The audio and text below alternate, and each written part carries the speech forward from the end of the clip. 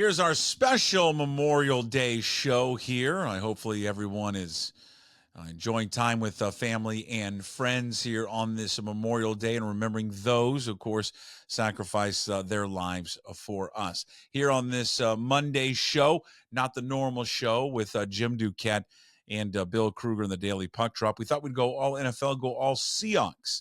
And first up on our Monday extravaganza, and we're making it one big show, by the way, not separating it into three different shows. We caught up earlier this week. I say we, I mean me. Caught up earlier this week with Seahawks Assistant General Manager Nolan Teasley. In about a 25, 30-minute conversation just about the pro personnel side of things for the Seahawks, working with the coaches and new head coach Mike McDonald and others and the different philosophies. We talked about Jamal Adams and other personnel decisions. Here's our conversation with Seahawks Assistant GM Nolan Teasley. Joining us right now here on the special Memorial Day show is Nolan Teasley. He's the assistant GM for the Seattle Seahawks. He's in the 12th season with the team already. Second as the assistant GM, has served as the assistant director, pro personnel scout, currently works overseas, of course, all aspects of player acquisition, draft, free agency, trade proposals, all of it. Did I nail it, Nolan? Is that everything? Is that the resume? Is that what's on LinkedIn? That sounds about right. That sounds like my bio. Yeah. Good there. Where did you see? I'm fascinated by this in reading up on you. So you're a graduate of and you can answer this question too, because this is great. You're a graduate of Central Washington. You played football there. You were a running back, but you didn't go right into football right away. And I think there's be a lot of people that would be surprised by that. What did you do right after college? I worked in marketing for 6-7 years right out of college. How did marketing how has marketing helped you in your current role as an assistant GM putting together a football team? Helped me realize what I didn't want to do. Probably is what it did, and gave me just a sense of gratitude every day that I get to come into this office and do what I do on a daily basis, help build this football team, and do something that I'm really passionate about. When did you realize, you know what, I think I made a mistake with this marketing thing. I need to do something else? Almost immediately, probably. But there's a sense of comfort, right, as you're kind of providing for your family. And my wife and I were starting to have talk about having kids, and really had a good lifestyle. We were enjoying being young and being married and traveling and this, that, and the other. But quickly, when you start to think about what you want to do down the road and how you want to provide and what you want to see your kids see you doing something that you're passionate about, quickly realized that football was kind of that passion.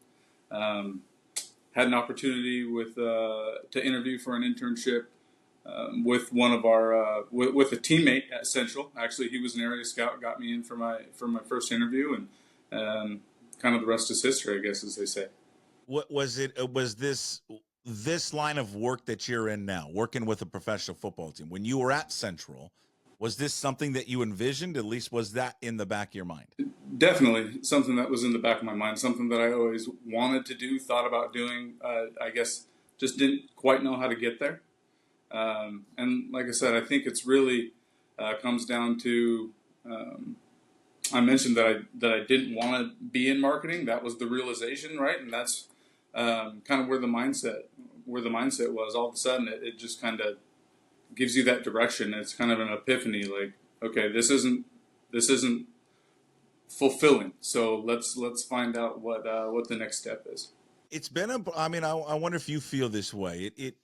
It feels like a pretty rapid rise. I mean, to go from like marketing to internship to 12 years and boom, now, I mean, you're right behind John Schneider. I mean, you are lockstep with John in terms of player acquisition, just player development, all that kind of stuff. When you look at it, do you think it's been fast, or do you think it's been a long grind? Depends on the time of year. There's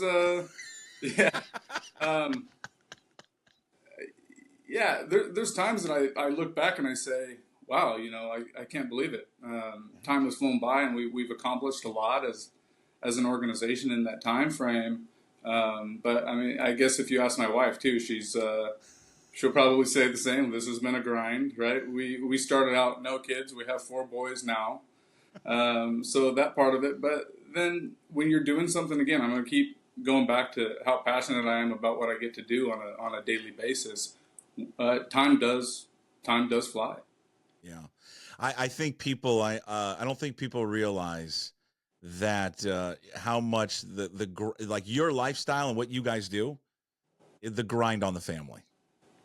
Yeah, Because you guys are gone so much and so long, so many hours. yeah. It's not that part of it. It's not easy, but there's certainly some perks to the job, and again, doing something that you enjoy on a daily basis, and it's pretty fun on a Saturday bringing the kids into work and run around on the indoor, and again, they get to see you do something that you enjoy, and they get to be around the team a little bit. So, yeah, it's not easy, and there's some sacrifices along the way, but it's certainly enjoyable too. I'll tell you the best perk of that damn job. I want to tell you right now is that food court you have. I mean, that's the best thing in the world. That's the number one reason I like going to cover that draft, is because of that. It's definitely a perk. Yeah, Jason, I didn't look like this when I started. It's like I have looked like this for a long time, and that kitchen doesn't help of how damn good it is. All right, so I did this on the show a few weeks ago because and it was so funny. We were talking about Kashmir, Washington. All right, where did you grow up, by the way? I grew up in Ellensburg, Washington. Oh, so you grew up there and then went to school there. Okay, so you are perfect. So there was I was talking about Kashmir for some reason, and then it was and someone said, I said, well, it's in Eastern Washington, and someone was like, that's not in Eastern Washington, that's in Central Washington, and I'm like, all right, I've lived here my entire life. When I go over the pass at Snoqualmie, and the second I crest and come down, I'm in Eastern Washington now. I don't say I'm in Central Washington and then I get to like Ritzville and go, well, now I'm in Eastern Washington. This is perfect. So for you, have grown up in Ellensburg, went to Central. Do you say, if someone says Eastern or Central, what do you say? I say Eastern Washington, yeah. I don't say Central Washington. You win. There we go. Case closed. That's what I thought. How good is that? Okay, I promise I'll ask you a football question or two. All good. How good is that burger place in Central at Ellensburg? What is it? Utotem Burger? Campus Utotem? Yeah, how good is it? It's phenomenal. Highly recommended, yeah. God, I keep hearing about how good it is. Now I need to go try it out. How good of a football player were you? Not very good. Why I do what I do now, right? I was a good high school football player and quickly came to the realization that even Division II it's a different ball game, and so I didn't enjoy nearly the success at Central that I did at Ellensburg High School.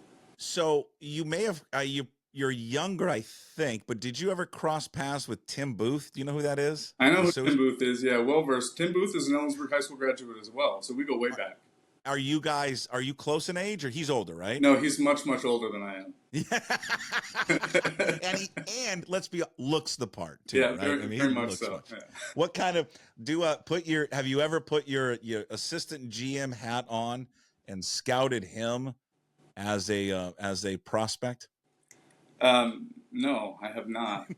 Well, can you do it now? Can you recall back what he was like? He's going to have to. I can't go that far back. I can't go that far back. I was going to say we could do it now. We get him out on the field here, but he's got to sign a waiver.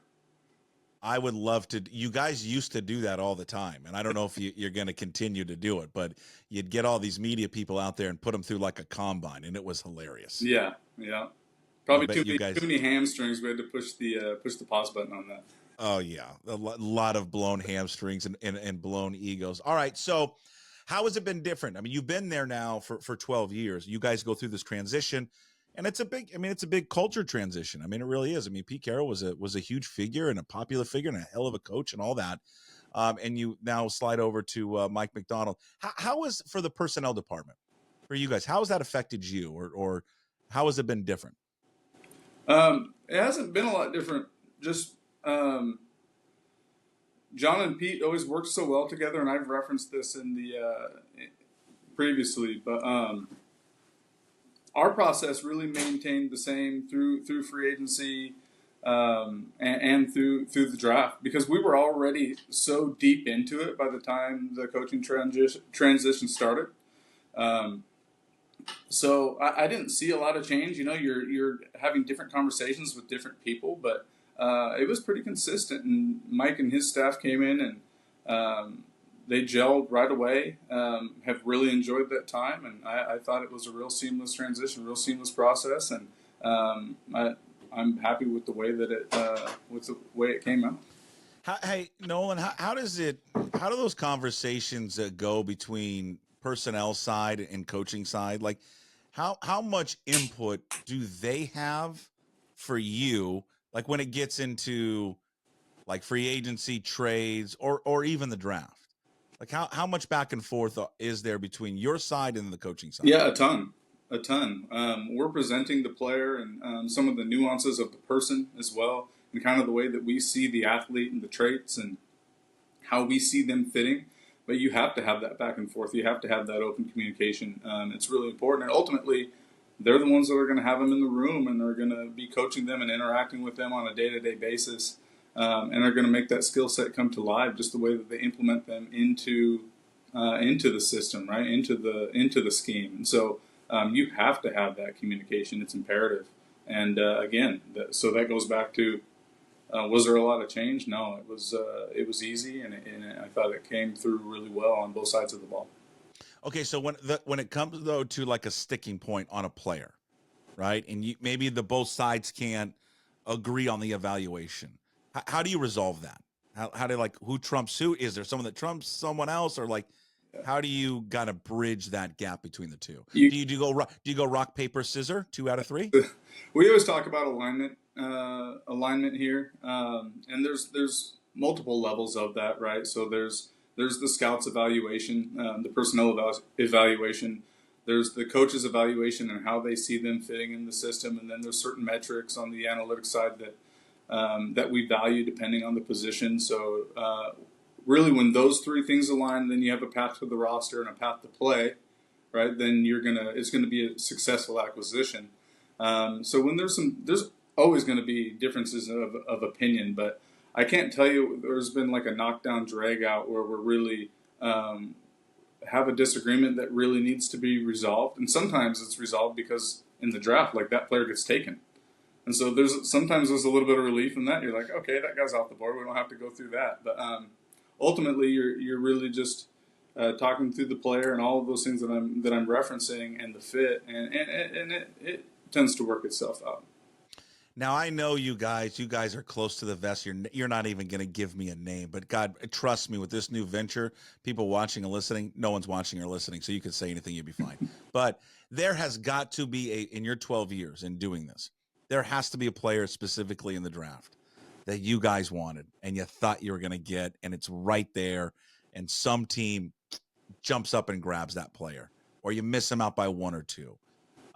Do you have one that stands out the most? If you're willing to share the name, great. You don't have to. But is there one that stands out above the others? There's a couple that I can go back and think about. I'm not going to give you a name. But when we were picking at 16 this year, that was a little bit of the conversation, right? We were wondering, is this going to be, you're kind of at that threshold within the first round, and are you going to get a player that you value at that level? And that's where you see kind of the history of us trading back at times too. So I think that's why we were so ecstatic that Murph was there, because to get that caliber of player at that premium position where we were slotted in the draft that's a get. And so we're really happy with the way that came to fruition. It wasn't necessarily definitively going to happen. I mean, the draft kind of broke right for you guys, didn't it? With all the offensive players, were you guys, as that was unfolding, and you guys are watching it live, were you surprised how many offensive players were being taken? And then that, when you guys got to your selection, you probably look at your board, I'm going to assume defensively, that a lot of the guys that you wanted were there. Did that come to a surprise to you guys? Did you think it would unfold like that? We always have conversations about every possibility that could kind of, again, develop or come to fruition. To say that I knew what was going to happen, no. And there's still look. There were a lot of good football players that came off the board in front of us too, and so there's you put a lot of work into those 15 prior to us, and so there's a level of kind of disappointment too because you have these thoughts of how would that player fit into our roster and in some cases create good problems, right? But yeah, I don't know. I think we were prepared for multiple possibilities, and to be able to sit there and pick, and again to get a player of that caliber, that position is we feel good about it. Did you your role when you're inside that war room that we see is your role the on the phone for trades? Are you talking to other GMs? I think people watching and listening would love to know, like, what are you doing when you're inside that war room on draft night? Yeah, depending on if we're on the clock. Yeah, when we're on the clock or approaching, I'm definitely on the phone, looking for trade candidates or trade partners and being prepared again. I guess it can go both ways as your pick is approaching. Are we looking to maybe move up here? Is that a potential? So what does that look like? What's it going to cost? And then also, hey, if it doesn't kind of develop the way that we were hoping or thinking, and we need to be prepared to go the other way, then how far back can we go? And I guess just that too. Even if there is a player there, or if there's multiple players there, how far can we go back and still feel like we have the possibility of acquiring who's left on the board? You guys probably don't involve yourself in a lot of the outside noise. At least that's what you guys say publicly. You guys always say, hey, we block it out. We don't read, we don't listen, we don't watch and all that. But you understood like how popular a player like Michael Penix was and what he meant to obviously this region. And of course, you got two of the guys that worked with him, right? With Grubb and Scott Huff. What was your thoughts on Penix? Could you what your evaluation of him and what you think he can be at the next level? Yeah, that's going to be a tough one that I don't want to get too far into just because he's now an Atlanta Falcon, right? So, but we certainly enjoyed evaluating him through his college career. He had a lot of success over there across the lake, and we wish him the best. I think he has a bright future ahead. Did it surprise you when it was Atlanta that took him? Just because with Kirk Cousins? No, it's a quarterback. It's the quarterback position. So it's the most important position on the field. The vast majority of people in football will tell you that. And so when those players are available to acquire, you have to consider it. And they felt like, regardless of what they did, that was their decision. And good on them. Sell me on Sam Howell. Not like I need to be sold on him, but just sell me on Sam Howell as if I didn't know who he was. Yeah, Sam. And if you were at the Washington game, you saw the best of him against us, right? Listen, there's all these adjectives to describe him. It's toughness, it's moxie, it's like these football isms that we love to use, right? But it's a talented arm that can make all the throws. The best thing to me about him is his ability to elude, to climb the pocket, to escape and extend plays. And while he does that, he keeps his eyes downfield. And so it creates a lot of opportunity off schedule. But he also has the field vision, again, the arm talent to operate with timing and rhythm and operate your offense as it's intended. So really, we're excited about his potential.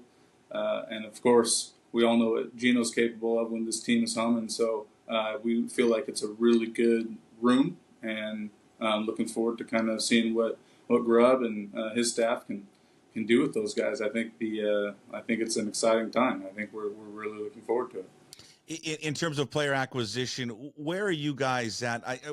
You look at your linebacking core, and it looks like to me, and you could probably hey, maybe this is why you're asking the questions and you're not actually on what I'm doing. It looks a little like could use more depth.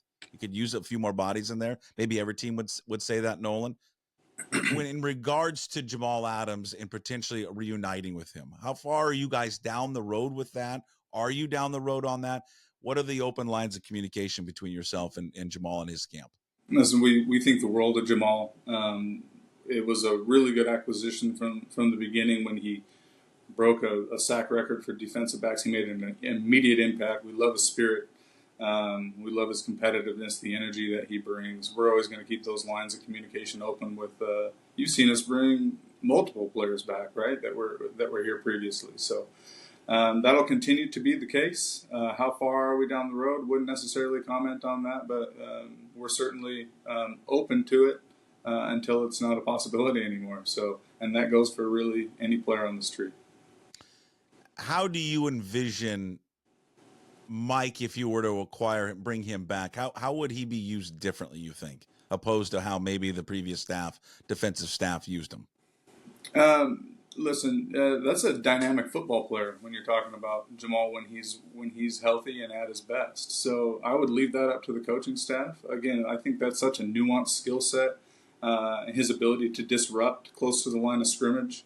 My opinion, that's where he plays his best football in both phases. Really, as a blitzer, as a run defender, his ability to knife through and shoot gaps and again be disruptive.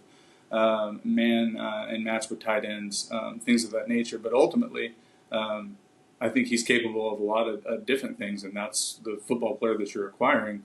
And I think we have a really good defensive staff headed by Mike, and to see what they would be able to do with the player of that caliber would be interesting. But, that has to come to fruition before we kind of can see that all the way through. And Nolan, you guys get a sense from him, from his camp, that he'd be open to coming back? I think the lines of communication are certainly open. I don't know if there's anything definitive one way or the other. Analytics, I want to wrap it up with this. Just a few more, and then we'll cut you loose. Analytics of football. How much, since you entered 12 years ago, so what, 12 or 13, how much has, like, the Pro Football Focus of the world, right, and analytics changed the way that you look at football? Because they didn't have that when you played at Central, played at Ellensburg High School. Thankfully. Yeah, right. Thank you. How has it changed the way that you do your job, Nolan? It's another point of reference, and it's a big part of what we do from an acquisition standpoint, and also from an advanced scouting standpoint, an evaluation of our opponent. Sure, and it's going to continue to grow. You referenced PFF; they're a data provider, and we utilize all types of data. We're interested in taking as far as we can. We have an excellent research and analytics department headed by Patrick Ward. And they help us across the board. So it's made a big impact evaluating the draft, acquiring players that way, and also when you're comparing apples to apples at the NFL level, the ability to measure athletic ability and certain traits, and then also just from a production standpoint. And that gives us the opportunity here at the Seahawks where we can kind of add our own spin on things and generate some proprietary metrics that we value depending on the position that you're talking about, and add more football context to it, and in our opinion, become more accurate and more well-informed evaluators. When you look at this roster now, with you and John and others, not so much Willie, but that's a side jab at him. Yeah. When you look at where the team is now, what you guys have put on paper, and the OTAs are happening right now, and so they're on the practice field. But on paper, the Seahawks are who? Who are they right now, according to Nolan Teasley? I think you go back to last year where we were, and John has referenced this, we were 9-8, and we felt like we won 4 football games. There was an element of underachievement, and so the reason for that is because we're a talented group. I think we're a talented, versatile group. You look at the defensive side of the ball, players like Boye Mafe coming into the third year, what Draymond Jones is going to be able to do in this system, being able to retain Leo Williams, the impact that he had on Jaron Reed down the stretch. We lost Chenna Nwosu early in the season, and what a loss that was for our unit, and then the back end, Julian Love was a Pro Bowl player. Kobe Bryant still a dynamic player in our opinion, and his ability to play multiple positions. We still have 3-4 starting caliber corners as you evaluate it with Mike Jackson. He started games for us and played well. Trey Brown made some big plays for us. Spoon, obviously, and then Reek Woolen, 2 years off of a Pro Bowl. And that's just one side of the ball. We talked about the quarterback position. We feel like we have two really dynamic backs, and the receiving core is talented. It's a young offensive line that's going to continue to gel, and we're excited in the direction that we're headed. But we also understand that we haven't accomplished anything yet, and we're wearing helmets right now. So we have a lot of work to do before we can realize, what we're capable of. Speaking of those wearing helmets, can we put a word in to Arnold or to somebody? Can we just go back to the Silvers? Can we go back to the throwbacks, please, permanently? I mean, you're the assistant GM, Nolan. It's time to start, stick your chest out a little bit and start demanding some. Let's go back to the throwbacks. I'm actually going to use that exact sentence. I'm going to go upstairs right now. I'm going to tell them who I am and what we're trying to accomplish on behalf of Jason Puckett. You go knock on the door and be like, "Hey, Chuck, do you know who I am? Let's get the uniforms. Let's get the old school uniforms back." Okay. If I do that though, then in a couple of days I'm going to be behind you playing that guitar or something, and you're going to. That's fine. Well, yeah. First of all, that guitar is just for show. Have you ever bought something? How long have you been married? I've been married over 14 years, just over 14 years. Congratulations. Yeah. And three kids? 4 boys. 4 boys. Yeah. Oh my God. It's a crazy house, but it's fun. I've got 2, and I got 2 kids. I think it's full. You got 4 boys, all into sports. You know what? Different interests. The jury's out on the 2-year-old. We don't know yet. The 4-year-old and the 6-year-old very into it. Okay. 8-year-old, a little bit more of a creator, but cool. Starting to be more interested. Took him to the Sounders game the other night. He was pretty excited about that. So yeah, there's some interest. Okay, so back to your wife. Have you ever bought her a gift that you thought that she wanted? Now be careful how you answer this. That she kept and didn't return? That she kept and didn't return, but kept no. And is just like, here's this gift we bought you, and like, oh, I'm so excited about it, and then never did anything with it. No, I think she just takes it back and gets what she wants. Honestly, does she take Nolan? Does she take back? Does she take back a lot of your gifts? I have given up. But I don't think that says anything about her. I think that says something about me as a gift giver. Yeah, it's about I'll us. Wear it because we're idiots, all of us. I can't really want to tell this story again. I bought my wife an Xbox one time for Christmas when she was pregnant with our second child because she had been complaining that she couldn't go to the gym. And then like a few months earlier, we had at a friend's house who had an Xbox, and they have all these workout games on it. You can do workouts on the Xbox. I said, whoa, I'll just buy the Xbox, and then you can do the workouts from home. That didn't go over well on Christmas morning. Yeah, I can imagine. Yeah. So back to the guitar. The guitar was a gift for her because she wanted to play the guitar and never has picked it up. No lessons, no nothing, and it just sits there. Well, hey, happy wife, happy life. You gave it a shot. Yeah, that's true. Okay, I know I promised I was going to let you go. Abe Lucas, how are we? We going to be ready for training camp? I'm wearing the Cougars hat, America's team. It's the greatest team in the history of college football. How's our guy Abe doing? Abe is a worker. He's a grinder. We have all the confidence in the world in Abe and the caliber of football player that he's going to be. He's working and doing everything that he can to be back. Okay, cool. How quickly do you want to be the top dog? So then, you can have a desk and an office better than John and Chuck. Like when do you want to run your own team? I mean, that's got to be the goal, right? Yeah. I mean, you have goals, you have aspirations, you have dreams, but I always try to kind of tell myself to be where my feet are, master the path, and then you'll be ready organically, right? So that's kind of the mindset. No rush.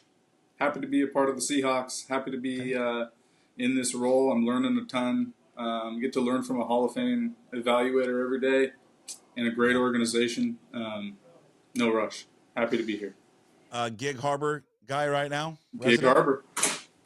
Tides Tavern? Every now and then.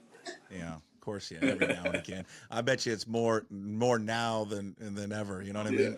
Great spot. Yeah. Nolan, great to catch up with you. I took up away a lot of your time. I appreciate it. Thanks so much today for joining the show. All right, brother. I appreciate you.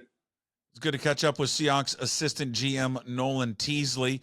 Coming up next, the man, the guru, all things Seahawks when it comes to beat reporters from the Seattle Times. Bob Condotta, what did he make so far of the offseason for the Seattle Seahawks? What did he make of what he just saw in the OTAs? Here's our conversation with Seahawks beat reporter from the Seattle Times, Bobby C. Bob Condotta. How are you, sir? It's good to see your face.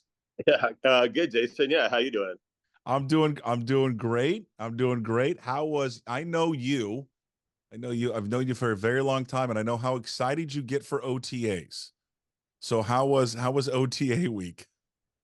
Well, I mean, it's so different, obviously, without Pete Carroll being out there. So, we kind of joked about this a little bit during rookie minicamp, a few of us who are out there, but literally knew who almost nobody was on the field during rookie minicamp because that's all the new players and then all the new coaches. I mean, the only coach that's a holdover is Carl Scott, who'd only been there 2 years. So it's still taking some, that part of it is, but it's going to be a little while before I feel like we can really assess what they're doing in practice necessarily, just because it's just so different from Pete. Like with Pete, you could always tell that, oh, they're doing this now, and that's not the way they did it 5 years ago or something. Like there's something new. With McDonald, it's sort of learning what he does first, and then kind of trying to have something to judge there. But it's always fun after the off season of free agency and then the draft, so all the roster construction, and this largely is the team you're going to see. I mean, they'll make a few moves between now and September 8th, I think it is, when they play their first game against Denver, and who knows if maybe there's a big move they could still make. But in general, this is the team you're going to see. I mean, usually at this time of year, you can guess 49 or 50 of the guys who are going to be on the initial 53-man roster. So it's always fun to kind of see that start to come together for sure. Can you get already a vibe just how different it is? It feels like just reading like your work and others, and just like hearing people talk about it, Bob, and we knew this was going to be the case, that it feels a little bit more serious, I guess. How would you describe the difference between the two? I hate to say serious because I feel like that does a disservice to Pete, because Pete Carroll, greatest coaches in football history. So, I feel like it's unfair to kind of say like, there's no nonsense anymore or things like that, because Pete won a Super Bowl and he won national titles at USC. He obviously knew what he was doing. So I don't think it's fair to say they weren't serious or things like that before.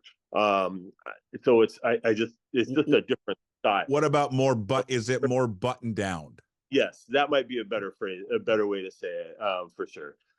You're not gonna, because once you step between the lines, there's, it's still just football. So, it's not like they're throwing frisbees around or so, they're changing the nature of the sport. I mean, it's still just football once they get out there. So I don't know that it looks a ton different from that standpoint. But certainly McDonald's personality is vastly different from Pete. There's no question about that. He has different catchphrases. We're already hearing, he talks about chasing edges all the time. I think he used the word chasing 5 or 6 times in his press conference the other day. Pete had all his unique kind of Pete-isms, his ways of saying things, and that's how they talk to the players as well. So it'll certainly be different that way in terms of how they do things personally. What I think what is obviously going to matter a lot more is what they sort of do, in kind of the classrooms. A lot of the stuff we don't see, and how they teach this stuff to the players, and then how well they can take it to the field on Sundays. And we're not really going to know for sure, I guess, how successful all that is until September. But from what little we've seen so far, McDonald made an interesting comment, I thought, the other day about, sort of get in and get out. No lollygagging was a phrase he used. And I definitely feel like you see that, it's when they're out there, it's going to be football. Pete did like to have some fun, maybe before and after, the basketball shooting competitions and things like that. I don't know that that's necessarily in McDonald's MO. I think he's a little bit more about, it's a job. We're paying you a lot of money to come do the job. So when, from 12:15 to 2:15, you're practicing football, and that's what we're doing. And we're practicing football with the intent to winning games on Sunday. And I like it. I mean, you know what, Bobby, but you've been around sports for a long time. It's just not the Seahawks. I mean, there's just so many different ways to coach, to instruct, and to win, right? I mean, you are a historian of all things sports in this town. I mean, Was Don James wasn't out there throwing the football all around. I mean, he was famous. People imagine in today's world how hypersensitive people are. If there was social media back in the day, he coached from a tower. Yeah. Yeah, no, for sure. James was very impersonal, and players would talk about that all the time. I once had a very well-known player who said that he thought it was into his third year of playing for James before he thought James actually knew what his name was. And James, and he was joking, but he was making the point. James, it was, he called guys by numbers and stuff like that a lot of the times. I mean, it was, he was very kind of old schoolish, business-like as well in general. Although one of James's, just a quick digression on him, one of his, I thought one of his greatest strengths though was he really did adjust a lot, not just both to kind of how like maybe society changed during the 18 or 19 years he coached the Huskies, but schematically as well. I mean, he was more than willing to, the offense they ran his last couple of years looked completely different from what he initially ran, and I think that's something coaches have to do as well. But you're right, there's a lot of different ways and styles of doing it, and obviously you probably couldn't be Vince Lombardi today and try to make that work just with the way the things have changed. But Pete's way worked for a long time, and McDonald has a style that I think no question can work as well. I thought the practice the other day, what we saw, I thought it was kind of really crisp. They looked like they got a lot done quickly, and guys were running from station to station and things like that. They don't do the three horns anymore either for the end of practice. So, there's some just little subtle things like that, like suddenly practice was just over, and quick meeting, and then they were off the field kind of thing. So, I think McDonald's track record, obviously, having coached under primarily John Harbaugh, who's one of the most successful coaches in NFL history as well, and he's talked pretty openly about some of the things that he's bringing or things he sort of learned and were John Harbaugh, from John Harbaugh, or sort of things John Harbaugh did. So I think that's a good background for him to have had as well. What do you think the hardest? I don't know if it's adjustment, learning curve, first time head coach, but especially a guy like McDonald, because he's coming into an environment that has been so massively successful. And it's not like they did wholesale changes. They just made a change with the coach. And then, of course, Carroll and Schneider was just lockstep into everything. What do you think the biggest hurdle is for him, or the areas of pressure for Mike McDonald in his first year? Well, I mean, everybody who becomes a first-time coach generally always tell you the biggest thing is you suddenly are in charge of everything. McDonald was the defensive coach the last, just been since 2014 that he's been a full-time coach, and he's been a coordinator the last 3 years at Michigan and then with the Ravens. And all he had to worry about was that. He had to worry about just the defense and just, coordinating the defense. Prior to that, he was a position coach. So, once you become the head coach, you're the face of the entire program, the entire organization. And I think that's usually the biggest thing they have is suddenly they have to worry about everything. If suddenly they have to make a change at long snapper or something, that's nothing he had to worry about before. But now suddenly you have to worry about that, and you have to think about that.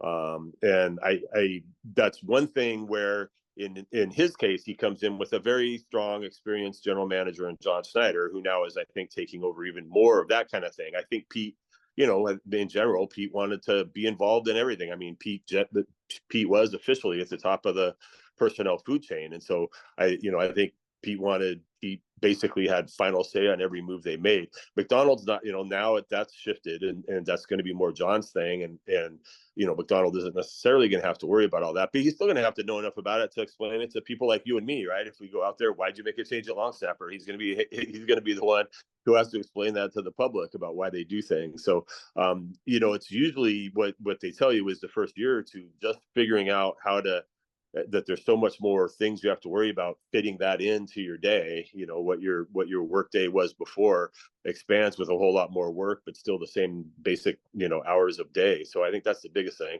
But the other is also, sort of as the head coach and having that having that responsibility is what happens when you lose, and they're going to lose games. I mean, unless they're the 72 Dolphins, they're going to lose a game or two somewhere along the way, no matter what.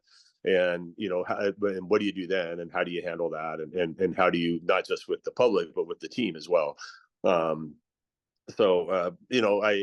think that's one of the things, though, the Seahawks really like about him is Macdonald. As we're seeing, his personality is seems like a pretty calm, level-headed.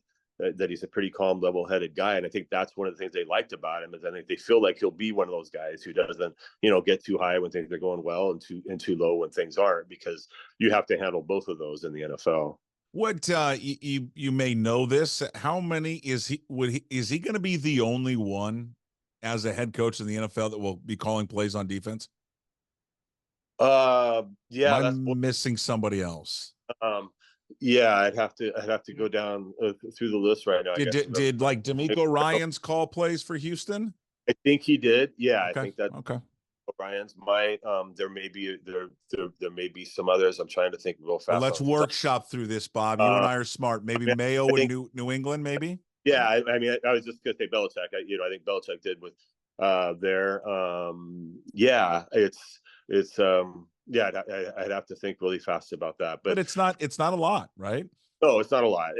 And that's another thing that that coaches, I remember when I covered UW, Sarkisian came in and he wanted to call the offensive plays, and then he talked later about that was a little bit of an adjustment of doing both, and most guys, almost everybody who becomes a head coach was a coordinator before they become a head coach. And so they usually want to still do that on what was their side of the ball. But it does, being the head coach requires you to, when you're the coordinator, right, when you're calling defense, then once the offense has the ball, a lot of times those guys aren't even watching the game.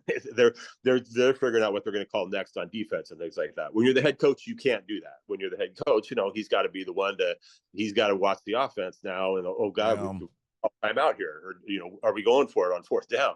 He's got to sign off on all that kind of stuff. So you have to do that. So that's why they do have Aiden Dirty, or AD, as they've told us to just call him if you want, as the defensive coordinator. And Leslie Frazier, and we haven't talked to Leslie Frazier yet. So other than when he was hired, maybe people have lost sight of the fact that he's there. But former head coach, longtime guy on the defensive side of the ball, defensive coordinator, and things like that. I think his presence is really key in this as well, because I think those two guys will be a real buffer for Macdonald, and being able to kind of spread out some of the defensive coordinator game day response, so that Macdonald will be able to focus on the entire game. But that will be a thing they'll have to do as well. And I think the preseason, what happens on the field won't necessarily matter, but I think for Macdonald, I think that'll all be key for him. My understanding, I think they're going to do a mock game again at Lumen, like they've done the last few years, and then they'll have their 3 preseason games. And I think those will be really key for him for figuring out how game day is going to work for him, and the calling of the defense, along with all the other kind of new responsibilities that he has. Yeah, I mean, I think Leslie Frazier is just a sneaky good hire. I mean, a sneaky good guy to have on your sideline to kind of help a first-year head coach go through all those things. And you're right. I just think this will be to have to call plays, whether it's on offense or defense, but then this is the first time doing it, and then you have got to worry about everything else. It's a lot on your plate. I'll be curious to see how it goes, and then just wonder if he'll want to do it, beyond this year. I think you always probably have a desire to do it, but I mean, he can always change. I mean, you've seen plenty of guys have success in doing it, for sure. Yeah, and that's what he said when he was asked, and we asked that at his initial press conference, and he kind of just said that was the plan going in, but it can be adjusted. And I think that's where, Dirty's a new defensive coordinator himself as well. First time he's had this role, and then he's not a guy Macdonald really knew well. I mean, really didn't know at all, really, until they got into this process. He came from Dallas and Atlanta, working under Dan Quinn, essentially. So I think as they develop their relationship, and if he feels more trust in him, will allow him to even more maybe hand that off. But on Wednesday when we were out there at the OTA, McDonald was, he was calling the plays. I mean, that's one of the things they do.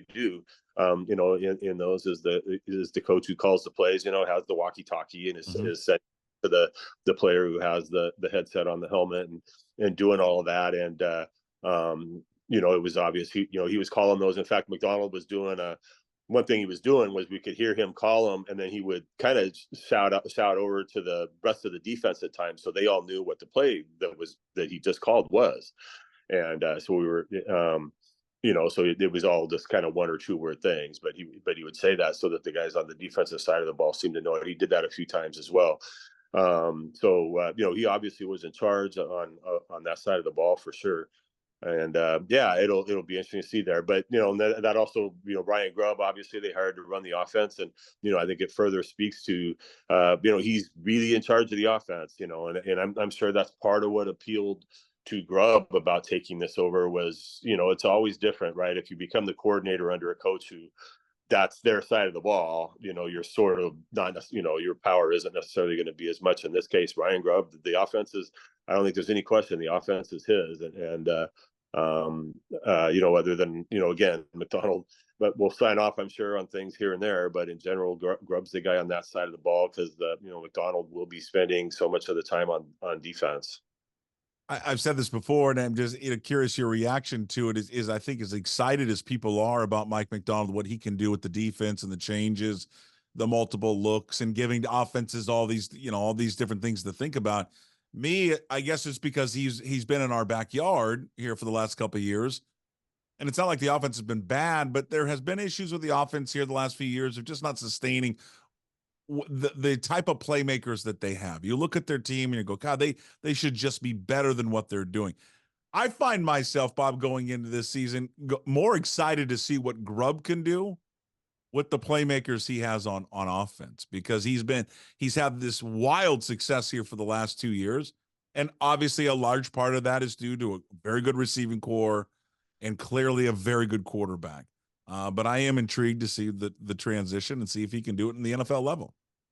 Yeah, I agree. And I would caution, it's always, you always want to look at what the coordinator did before they got here to try to assess what they're going to do going forward. But I think what they had at Washington, and you've heard John Snyder say this several times and talk about hiring him, was when you had Michael Penix and all those receivers, you're going to just throw it all the time because why not? But the NFL doesn't necessarily work that way. And you're going to see, I think, much more of a balanced offense and, them wanting to really get the run game going. And when you've got Zach Charbonnet, I think there's just some realities there of how the NFL works that it's going to look a little different than what he did at Washington. But certainly they're going to want to incorporate, especially in the passing game aspects of it. I think a lot of the things that did work there. And yeah, I mean, Geno Smith is right smack in the prime of his career. I mean, he'll be 34, so he's probably not, I mean, this is it. This is when you're going to get the most out of him is right now. And then the receiving core as well. I mean, with DK and Tyler Lockett, and now you have Jackson Smith and Jigba in his second year in the NFL. They paid a lot of money really to Noah Fant to keep him. And I think they anticipate, him playing more. They kind of split the tight end reps a little more last year evenly because of the other two guys they had. But this year with Fant and Pharaoh Brown really is kind of the two there.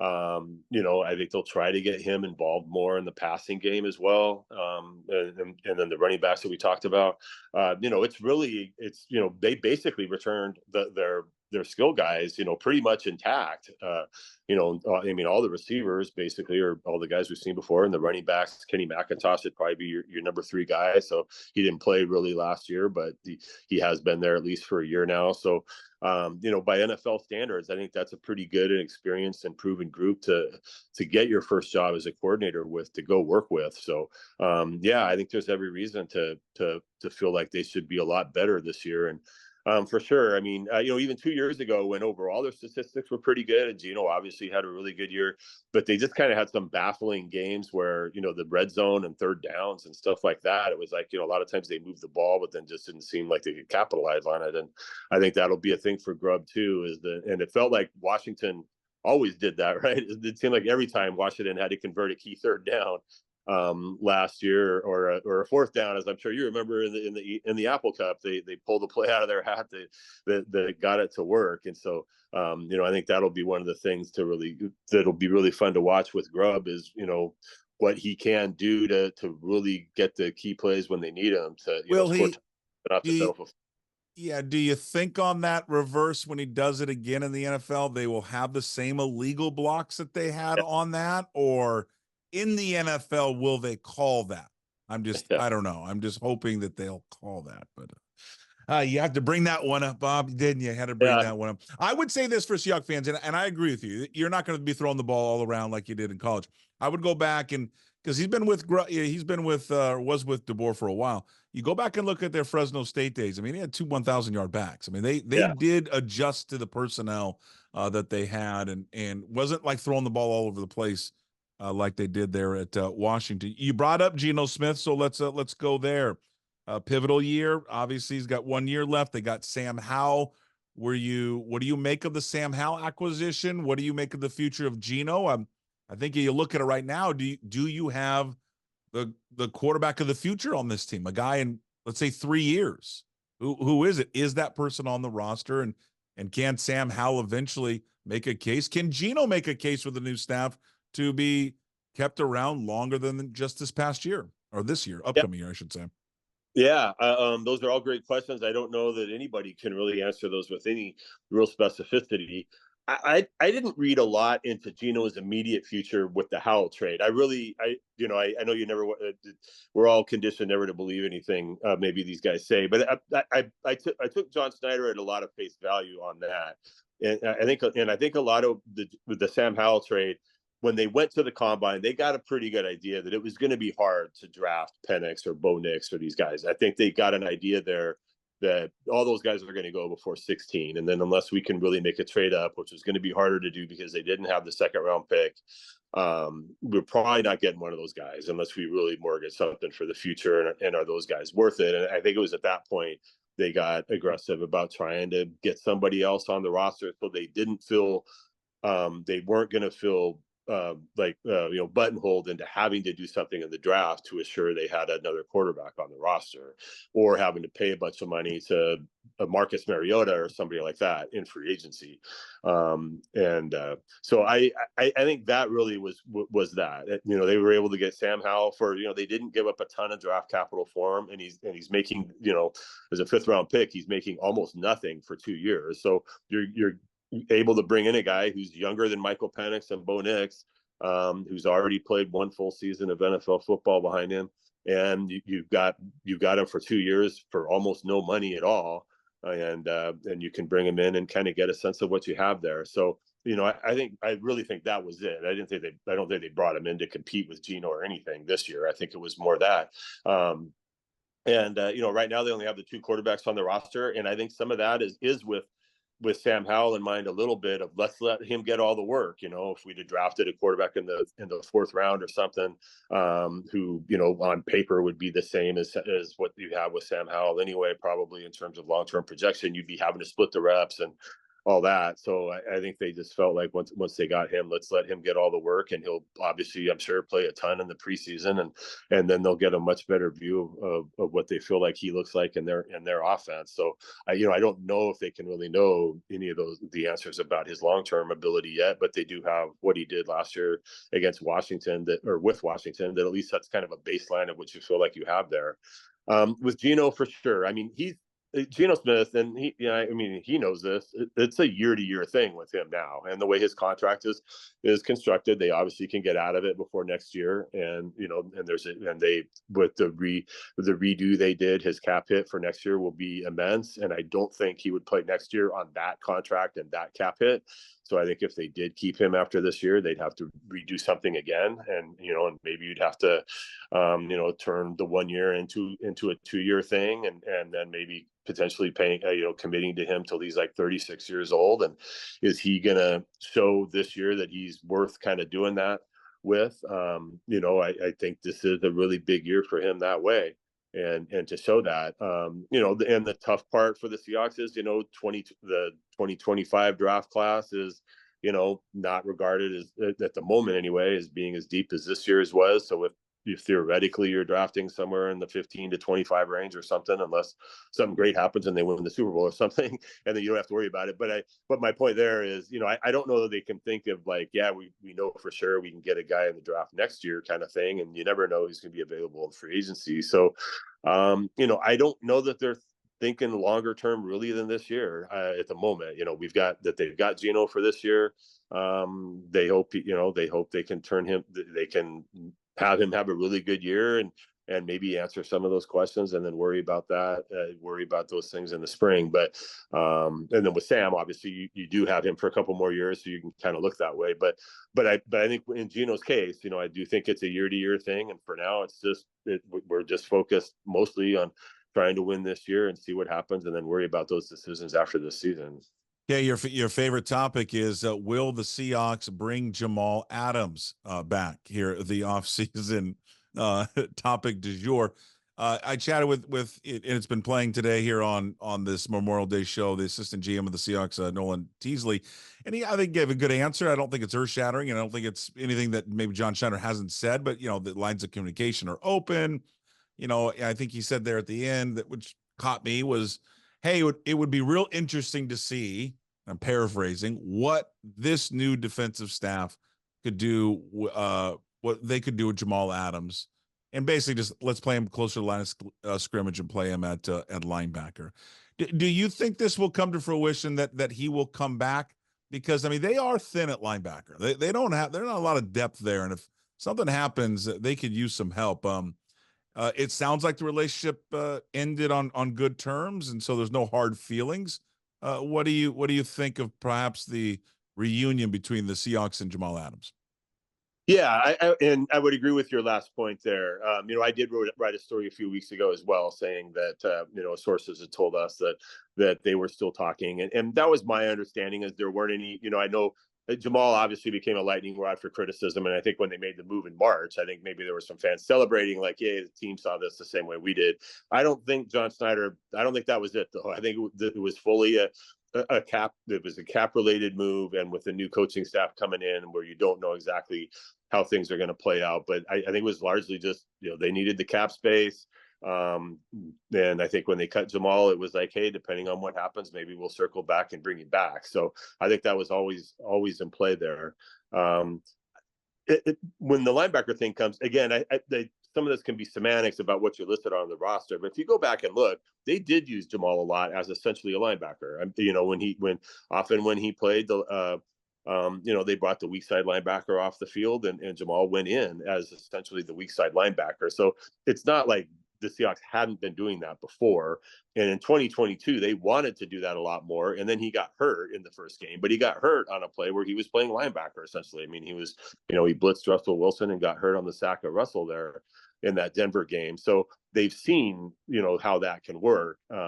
If he came back, though, they wouldn't have him splitting time at all. He would be solely a linebacker, and he wouldn't be safety at all, because I think they're committed fully right now to Julian Love and Rayshon Jenkins as their starting safeties.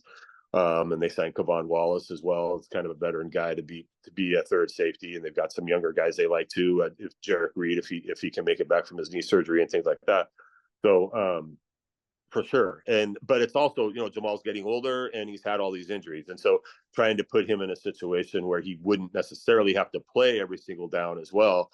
I think any team that signs Jamal at this point, that's probably what they're going to do. I don't know that anybody's going to sign Jamal right now and bring him in with the thought that he's immediately we're counting on him to be a full-time every down player, because his body hasn't been able to do that the last few years.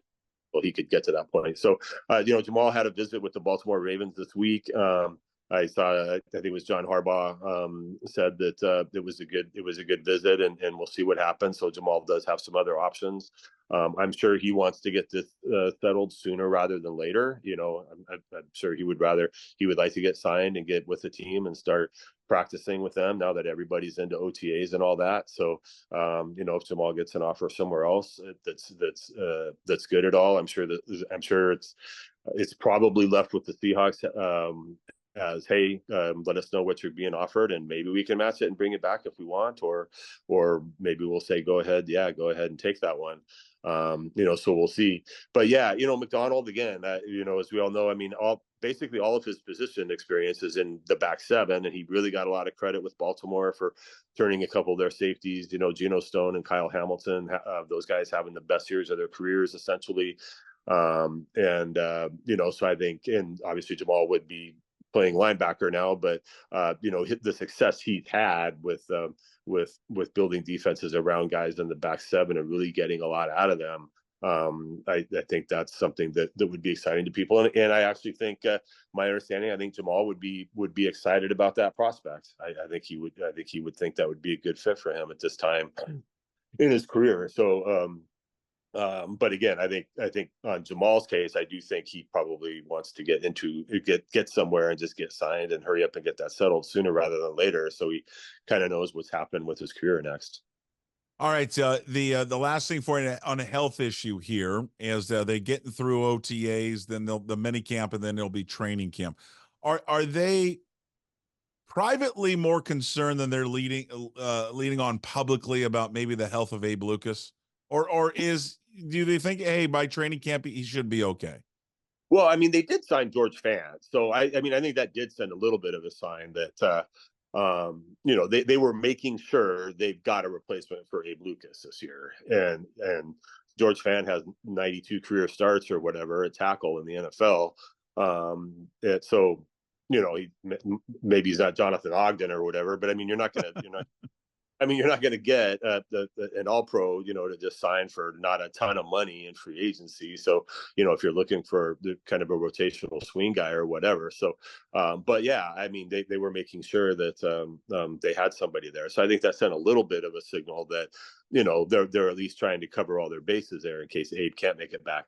I haven't heard anything that they're more concerned. It's just, we haven't gotten a lot of details on what the surgery was. So I don't know specifically what he had done. So I don't know if maybe this is just the normal timeline and it wouldn't be expected to see him out there right now. Maybe at some point we'll get a little bit more of that. This isn't the time of year they really have to tell you a whole lot if they don't want to. These are all voluntary workouts and everything anyway. So tend to be as vague as they can be this time of year on where guys' health are. But we didn't see him out there, and they just said, he's McDonald had the quote about he's working hard at his rehab and all that. So we'll see. But I think that was why they drafting Chris when they signed Fant. There were some people that were like, well, maybe they're just going to move Lucas to guard or whatever. But drafting Kristen Haynes, I think, made it clear they were. They signed Fant to be a tackle and hopefully then work with Lucas as, you have three experienced tackles at that point if Lucas makes it back with him. And obviously Charles Cross at the other side. So you'd have Fant as a guy who could play both sides in a pinch if needed. And then you'd have Lucas and Cross. And then you've got, Haynes and some of the other guys that they have at guard there to battle it out for. Then Laken Tomlinson, who's going to be your starting left guard, to fill that spot out. So we'll see. Hopefully Abe can make it back. His 2022 was really promising. Last year was a mess on the offensive line from the first game, right, with the injuries they had. And I do think that's something that, you always want to just, I read all this stuff about how terrible Shane Waldron was, but, 2 years ago, people thought he was a pretty good offensive coordinator. But 2 years ago, they had a really stable offensive line. Almost everybody played the whole way, and both Cross and Lucas and were able to play almost every single snap. I think Charles Cross did play essentially every single snap. Last year, those guys got hurt. And they were 2 high draft picks. And, suddenly you don't have 2 really high draft picks at really key positions playing for you. That's going to take a toll. I mean, that's why some guys are starters and some guys are not. So, obviously the hope is going to be that those guys make it back and they have a lot more stability on the offensive line this year. And, that'll make that should theoretically, obviously, help make the offense look a lot better if they can get more consistent play out of the line.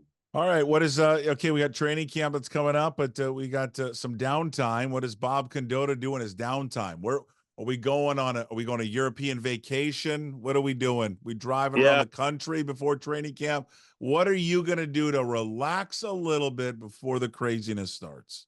Yeah, I don't know that I'm leaving the country. I do have a couple of little kind of just kind of like lake on the other side of the state kind of trip planned, or at least one anyway. Kind of spend a week sort of hopefully just hanging out by a lake / river and doing stuff like that. But yeah, that's Eastern Washington, by the way. Yeah, It's not Central Washington. Yeah. But no, I wish I had some great. I'm going to go hike. I'm going to go to Iceland or something. I don't have anything like that planned this year. I probably should. But my younger son is actually graduating from college, and we have some college graduation kind of stuff going on. So a lot of June is just taken up with stuff like that and doing some family stuff. So congratulations to that college graduate, Condotta. Yeah, well, yeah, it's my second one. So yeah, my first one graduated already, but yeah, the second one is graduating, and it goes fast for sure. So, so anyway, yeah, I have 3 or 4 events kind of aligned with that through June anyway, and so I then kind of have a vacation plan in July. So, and then camp will start, and then it starts, and your life is taken over by the Seattle Seahawks and in football. I thank you for doing it here on this Memorial Day. Seattle Times, Bob Condotta. You want the very best in Seahawks coverage. Seattle Times. Get a subscription, by the way. Big thanks to Bob Condotta for joining us here on this Monday Memorial Day extravaganza here on pucksports.com. No one better in the biz covering the Seahawks on a day-to-day basis. Well, it wouldn't be a Seahawks show or an NFL show if we didn't do a handicap. Yes, the week 1 lines are out in the National Football League. You can already, in fact, actually, you can see all the lines for every single game, every single week. But we are going to focus on the week 1 NFL lines. And of course, we only go to one guy, and he's back. Troy Wins from TroyWins.com. We went through every game in the week 1 schedule in the National Football League. I would save this because I would like to see how we'll do. We haven't talked in ages, it felt like. How are you? Are you the same person? Have you changed? Same person, doing well, Puck. It's good to be back with you. And yeah, I was talking to a buddy this morning. It's amazing. The NFL does such a good job of making us feel like kickoff's just a couple of months away, when in reality, we still have some time. But hey, if we get through June and July, we're going to have preseason football in August. So why the hell not look at the lines? It's really remarkable what they do. When I saw the opening lines come out, I immediately thought of you. And I'm like, you know what? I wonder what Troy thinks about all these opening lines that have already come out. And then I looked, when I went through like all of the Seahawks lines, I was kind of, and they actually have, some sites actually have the lines in almost every game. And I think actually a lot of sites do. Yeah. And it was crazy to see how many times the Seahawks were underdogs at home. It doesn't feel like Vegas. I don't know at this moment as we record this and it's playing on a Monday here on Memorial Day, that Vegas doesn't think all that much of those guys. Yeah, I don't have their exact record in front of me, but they just haven't been the same home team over the last few years. We know they lost the home opener last year to the Rams. It doesn't feel like they've had that buzz over the last couple of years at home. I just remember being a fan 5, 6, 7 years ago, and all the false start penalties, they'd show up in the screen over and over, how, the fan base is setting records for opposing teams coming in and having false start penalties. It just doesn't feel like they have that buzz. So I don't think they're getting enough credit. They're not getting enough juice for those home field advantages anymore at Lumen Field. Yeah, and it's a different team, and right there, they're also, when you think of the Seahawks, Troy, it's the great unknown. Who are they? What can they be?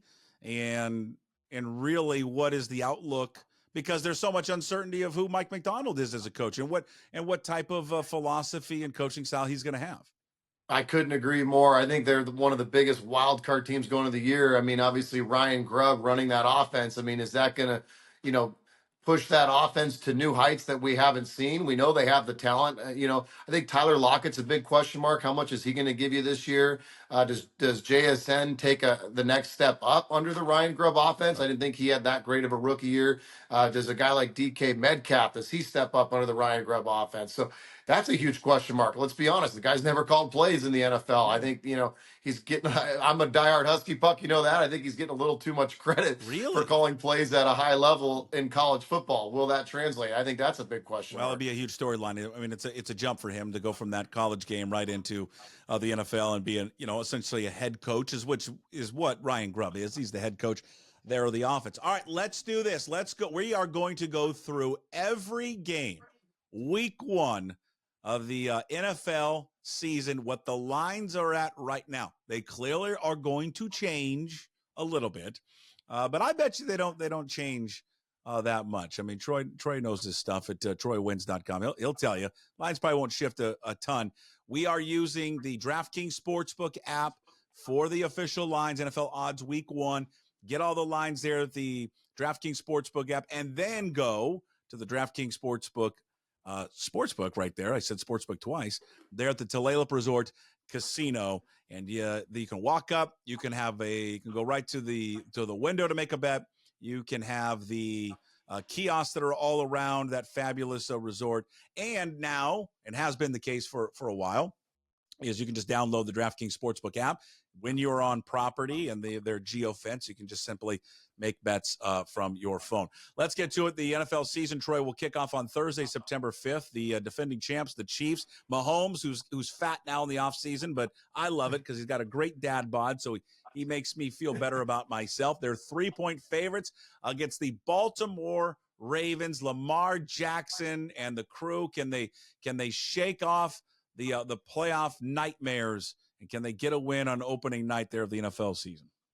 Yeah, I'm going to take a lot of heat for saying this, but I think this is the first time in a while that Patrick Mahomes and the Kansas City Chiefs take a step back. I know I've said that in the past and have made myself look really stupid saying that, but they lost a lot of guys on that defensive side of the football. Offensively, I still think they'll be strong. I mean, you're obviously going to be strong when you have Travis Kelce and you got Patrick Mahomes, but will the motivation be there to three-peat? Gosh, I don't know. And like I said, they lost a lot of guys on defensive side of the football.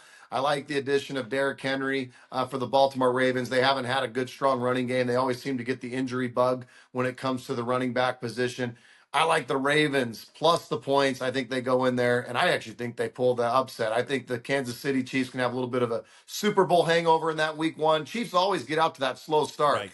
They get out to a slow start, then they surprise anybody at the end of the year. I like the Ravens. Okay, Troy likes the Ravens and +3 there on the road, taking on Kansas City opening night there of the NFL season. Taylor Swift will be there. Well, if they're still dating, I guess they could potentially be broken up at that point.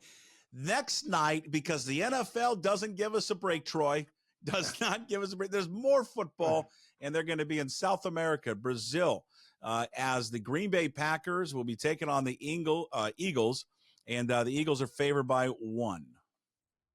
This is a fascinating game. Both teams added great running backs. Josh Jacobs headed to the Packers. Obviously, Saquon Barkley headed to the Eagles. I hate this Eagle football team, but I think they're going to be good. I think it's a good Eagle football team. I'm taking the Eagles here. I just think this run game is going to be tough. Jalen Hurts healthy in the beginning of the year. Normally, this is a guy that gets dinged up towards the end of the year. He'll be healthy week one. I like the Eagles. I just think they're the better football team, and I think that offense is going to be tough with Saquon Barkley in there. And I agree with you. And kind of a really important year there for Sirianni, the head coach of the Eagles. They don't get it done this year. There's some type of disappointment. Nick Sirianni's he's out of a job. Then it's going to get interesting for the services of a few coaches that are going to be out there potentially on the market. Okay, now no game on Saturday. NFL said we'll give it to college football. Sunday, we get the Colts at home. They're getting 1.5 against the Houston Texans. Texans, of course, last year, C.J. Stroud, one of the surprise teams there in the NFL. This looks like a head scratcher line here. It looks like a trap. I am going to go with the Texans. Obviously, Anthony Richardson will be back for the Colts. We really don't have enough evidence on him to be a strong quarterback in this league yet. We do have evidence on the other side of the football. This is a really good Houston Texans team. They've made some great additions in free agency. Excited to see what Stephon Diggs looks like in this offense. You got to think the Texans go in there and take care of business. But it's a head scratcher of a line, Puck. I thought when I saw this line, I thought the Texans should be favored by 3 or 4, and Vegas isn't stupid. So I would tread lightly here, but I think the Texans get the win on the road. Okay, here's one of the worst games it's not one of it. This is the worst game of the opening weekend. The Saints are at home. They're favored by 5 against the Carolina Panthers, and probably by then the Panthers would have already fired their head coach. Yeah, you're probably going to get more viewership from Caitlin Clark and the Fever than you are on this game, right? I'll go with the Saints. I think Derek Carr, another year in this offense. that Carolina team was brutal last year to watch. They really didn't do much in the offseason. I know they've got a new coaching staff, but I think Derek Carr and the Saints are the better football team. I think they win that game by a touchdown. Yeah, that's a game. I like to bet on everything. That's a game I'm not going to bet on. I'm going to tell you right now. Yuck. We head to Florida. The Dolphins, Tua Tagovailoa, and of course they had a fabulous season last year. Just kind of jumped off. The offense was unbelievable. They will welcome in Jacksonville, and talking about again, a team where this is an important year for Jacksonville, obviously with the head coach and the quarterback, and what kind of step are they going to take? Dolphins find themselves right now as a 3.5-point favorite over Jacksonville. This is a tough one, but I like the Dolphins. I've heard good things about Tua. Sounds like he's actually lost a lot of weight. He's getting rid of the dad bod, and he's going the other way. He's looked like he's in good shape. You had Odell Beckham. I'm not sure how much he really adds to that receiving core, but that was already a good offense. I think the defense will be better. They had a lot of guys dinged up last year. They'll be ready week 1. I like the Dolphins to take a big leap. They might even win the division this year. I think the Dolphins win that game 28-24. It's a close one, but I like the Dolphins to cover. Okay, we head over to Buffalo. Buffalo will be at home, and right now, as you look at the opening week lines, I think this is, if not the biggest, one of the biggest lines. The Bills at home, favored by a touchdown over Kyler Murray and the Arizona Cardinals. Oh man, I'm a road dog on this one. I love the Cardinals. Cardinals are going to be sneaky good this year. This is a team where Kyler Murray really came into his own last year. They were very competitive down the stretch, even pulled off some nice upsets. They had Harrison to that offense. They had Trey Benz to that offense. They still got James Conner. The offensive line's bulked up. I think their defense will be a little bit better. They're well coached. I like the Cardinals to go in there. I think they could even pull off a money line upset, Puck. I'll take them to lose in a close one, 31-28, but I'll take 7 points. I lied here. as I just scrolled down. I found a line that was even bigger than that. The Bengals at home, Troy. Joe Burrow, of course, that situation that's going on, the ongoing contract issue with T. Higgins. However, they are 9-point favorites against the New England Patriots, as we expect that Drake May will be the starting quarterback in that opening weekend game there against the Bengals. Boy, it's a lot of points for the NFL, no doubt. 9's a lot of points, but boy, this Patriot team could be historic bad. They don't have anything. Run game's not going to be good. Offensive line looks bad. Receiving core looks roughed up.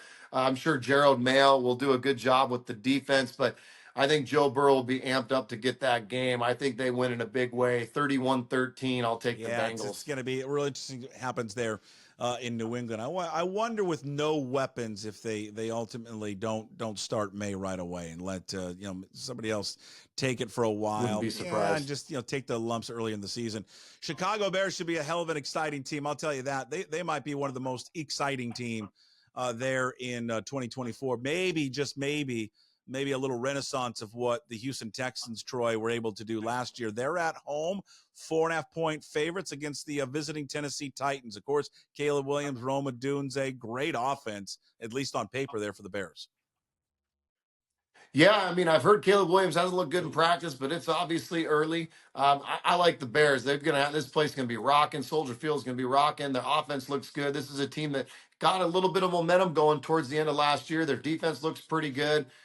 The Titans don't really bring back much. I'm not sold on Will Levis. I know he had some good games last year, but I like the Bears. I think it'll be a close game, but I like the Bears in like a 31-23 type of football game. The New York Giants are at home. Daniel Jones still rehabbing from an injury as we record this now. They're at home taking on the Minnesota Vikings. J.J. McCarthy, as we expect, will be the starting quarterback there for Minnesota after Kirk Cousins left in free agency to go to Atlanta. Giants favored by 1 at home against Minnesota. Who does Troy wins like? I think the Giants, I've got them circled, their win total to be way under their win total. That's going to be a bad football team. I think you might see some coaches fired in the middle of that season. They didn't do much in free agency, didn't really care for their draft pick with Neighbors. I just don't think they needed a receiver. They needed a receiver. I just think they had bigger needs. I'm going with the Vikings to go in there and pull off the upset. Give me the Vikings to get the win on the road. The Atlanta Falcons will be at home, Troy. Of course, the biggest story coming out of that draft for the Falcons, the fact that they sat there and paid a ton of money to go get Kirk Cousins. And then they turn around and they draft Michael Penix, number 8. And people were left scratching their head, including me. But as the weeks have gone by, And I think I have understood it more now than ever why they did it. But your favorite college team, of course, Washington, your favorite quarterback there, Michael Penix in Atlanta. We'll see if he plays at all this year. But Atlanta's got some weapons, man. And they are favored by 3 against the Pittsburgh Steelers and led by quarterback Russell Wilson. This will be a great football game, and I'm with you. I'm actually a Kirk Cousins fan, and I think he's in a really good system this year. So I don't see Penix getting much time unless Cousins gets hurt. I've got the Falcons winning that division and even obviously making the playoffs after they win the division. So I'm going with the Falcons in this game. I do think the Steelers are vastly improved as well, but I think the Falcons win this game by 4. Chargers, of course, with Jim Harbaugh as their new head coach, Troy. They are favored by 3 points there over the Raiders, as the Raiders led by really America's quarterback. Some would say early MVP favorite of the National Football League would be one Gardner Minshew. Jim Harbaugh's living in a trailer right now, an RV. I don't know if you know this, in a trailer park right next I haven't heard next this to the one. Chargers facility as they try to find a new house. How will Justin Herbert do under Jim Harbaugh in his first game back in the NFL, favored by 3 at home against the Raiders? Boy, I think Jim Harbaugh's getting way, way too much credit. This team is not going to be good this year, in my personal opinion. They lost their running back. They've lost Keenan Allen, who was Herbert's favorite target. They also lost Mike Williams. They've lost guys on the defensive side of the ball. It's almost like everybody thinks Jim Harbaugh's going to be the Lord Jesus here and be able to save this team in year 1. I think he'll do a good job. I think they'll take their lumps in year 1. Raiders on the other side, if they can get anything from Gardner Minshew or Aiden O'Connell, this could be a vastly improved Raider team. They added guys on the defensive side of the ball. They've still got weapons on offense. Devontae Adams leading the receiving corps. I think the Raiders go in and they get that week 1 game, 28-27. Give me the Raiders. Okay, your favorite team in the National Football League, the Dallas Cowboys, will open up on the road with dead man walking Mike McCarthy and Dak Prescott, who will be no doubt playing in his final year in a Cowboys uniform because he doesn't have a contract because they don't like him, Troy. They don't like him there in Dallas. They're getting a point on the road against the Cleveland Browns. I was surprised they're only getting a point. I thought they'd get a couple more, but boy, the Cleveland Browns, they've got more question marks than they know what to do with. I think this is a game where, what are you going to get from Deshaun Watson? Is he even going to be starting this game? I mean, this guy's an absolute train wreck. Obviously, Nick Chubb coming back from injury. Will he be ready week 1? The jury's still out on that. I hate to be biased, but I do think the Cowboys go on the road and get this win. The big question mark for me is Deshaun Watson. Is he capable of leading that offense? I don't think he is. This will be a low-scoring game, 16-13. I'd like the Cowboys. Bucks at home getting 3.5, laying 3.5 against the Washington Commanders and their new quarterback, Jaden Daniels. What do you like there? You know, normally I would say Commanders and getting the points, but I'm going Bucks. The reason I'm going Bucks is Jaden Daniels, first start on the road. That's a tough Bucks defense. They always do a good job. Todd Boyle's outstanding defensive mind. I think he makes things a little bit crazy for Daniels week 1. I think Daniels one of those quarterbacks that's going to need 6, 7, 8 weeks before we see him anywhere near his potential. Baker Mayfield just got the new contract. Mike Evans got his contract. I like the Bucks in week 1. I think they take care of business. They cover the points. Rematch there in the playoffs, Troy. The Lions, which they obviously they played this game in Detroit a year ago or less than a year ago. They're at home taking on the Rams. Jared Goff with that brand new contract. I can't believe he's making over $50 million, but that's what the market pays these quarterbacks. The Lions are favored by 3 against the Rams. Who does Troy wins like? I like the Lions. The Lions is a good football team. They choked in the playoffs last year. I really thought they should have beaten the 49ers, and who knows what could have happened if they did beat the 49ers. I do think Goff's overpaid. He's getting paid a lot of money to dink and dunk, but he does a good job at it. I like the Lions. This is going to be a really good football team. Their run game's good. The defense is good, and they're going in with a lot of confidence. I'm not sure what we're getting from the Rams. Obviously, they've got the talent, but is Matthew Stafford another year older? Give me the Lions in this first week. Well, we got a juicy Monday night game before we get to the Seahawks. You're like, hey, have you done the Seahawks game yet? No, we're leaving that to the end. Yeah. Juicy Monday night game. Aaron Rodgers returns. He was on Monday night last year and then tore his Achilles. They get Monday night again He's in the Bay Area where he grew up, played his college ball. It's where he said famously on draft night, the Niners will regret not taking me. The Niners are at home, trying to get back to the Super Bowl, favored by 5.5 against Rodgers and the Jets. I like Rodgers and the Jets. I think this is a team that you're going to have to bet early in the season. We'll see if the injuries amount in the late in the year. They've obviously got a lot of old guys on that football team, but they're a veteran team. They've got a ton of talent. If they can stay healthy, that's a good football team. And going into week one, I expect them to be healthy. I think 5's too many. I'm not a big Brock Purdy fan. I think this game's decided by 3 points. It's one of those games to be a Monday night thriller decided by a field goal at the end. Give me 5 All points. right, with the last Jets. one. And again, we are using the DraftKings Sportsbook app, which you can go find. And then, of course, take this wager and go to the Tulalip Resort Casino, DraftKings Sportsbook app, and make your legal wager. Finally, your Seattle Seahawks. And hopefully they're in the throwback uniforms, Troy. And I hope the Denver Broncos are in the throwback uniforms themselves. The Seahawks will open up the 2024 campaign at home against the Broncos, old AFC West rivals, Mike Harden, Steve Largent, the Donkey, John Elway, Carl Mecklenburg, the Three Amigos, Sammy Winder, Steve Sewell, who was the kicker, Rich Carlos with no shoe on. All those, I hate all those bastards, every one of them. The Seahawks are favored by 4.5 with new head coach Mike McDonald. What do you got?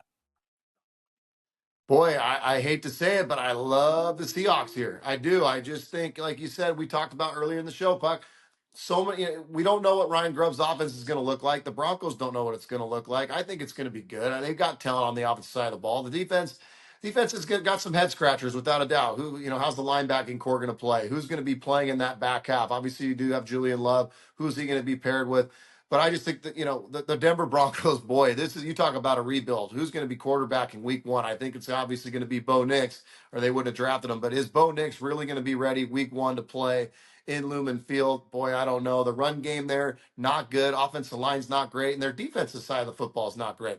I like the Seahawks somewhat in a big way. 28-17. Give me the Hawks. Okay, 28-17 is what Troy wins. Says there, TroyWins.com. For people who don't know Troy, give them all the details. When they go to TroyWins.com, what are they going to get? Yeah, come take a look. We're absolutely crushing it right now with prop bets, Puck, and I don't even cover that. We've got a whole team designated to prop bets, over under pitcher strikeouts, over under how many outs will a pitcher get. I mean, you name it, we're doing it. We're covering NHL playoffs right now at a high level, NBA playoffs. We've got Major League Baseball going on.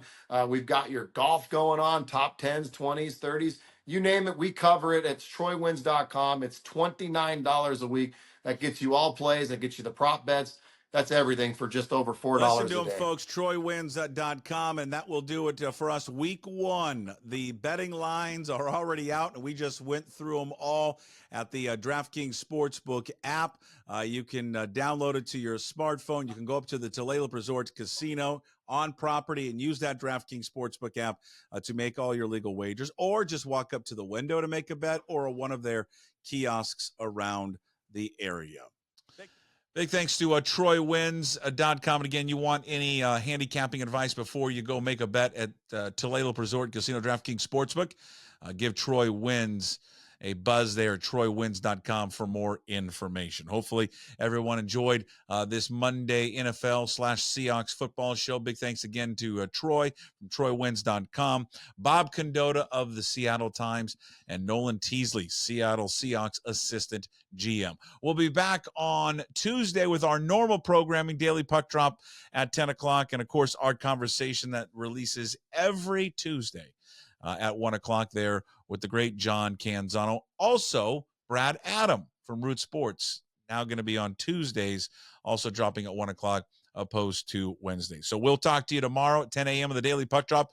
Until then, as always, we promise to be better.